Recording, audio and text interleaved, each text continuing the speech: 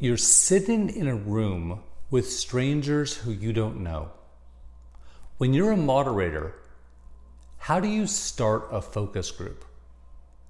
What's a good introduction you can use? There's one introduction that I've used over and over again that is really effective in starting off a focus group. It builds some energy, it removes anxiety and tension,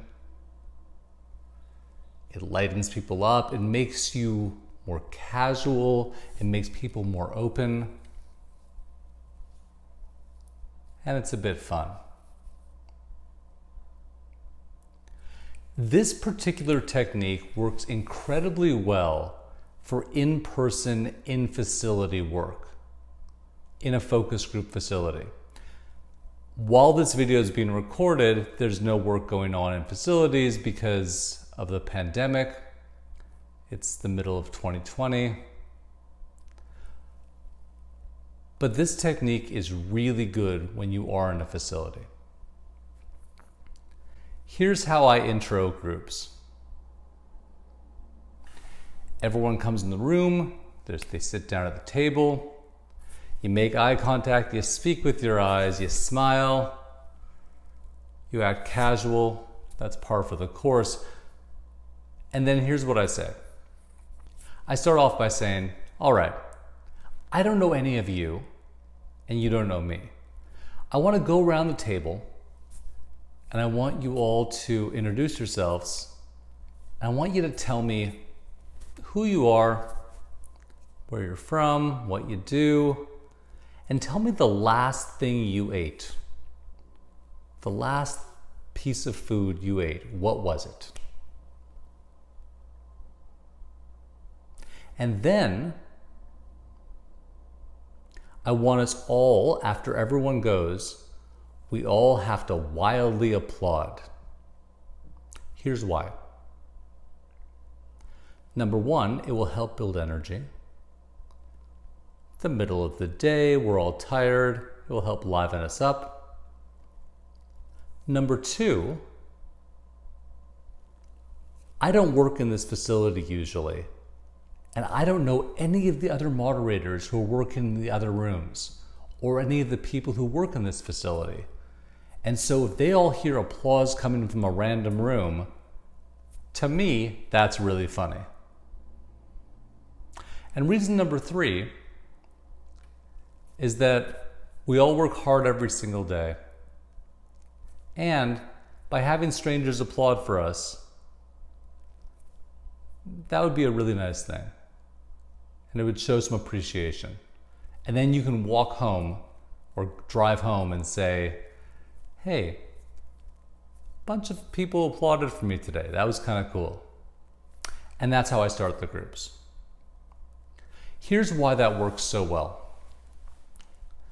First of all, when you start off by asking people what's the last thing they ate, they're already primed for recollection.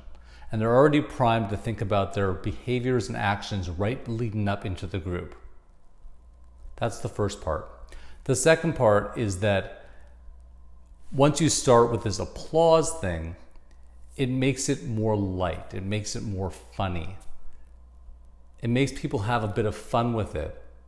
And it allows them to break the normalcy of sitting around a table and being just quiet and at a certain level. It allows them to dial up, dial down. It's a very good icebreaker. The three things I mentioned are actually interesting. The first thing is it will help build energy.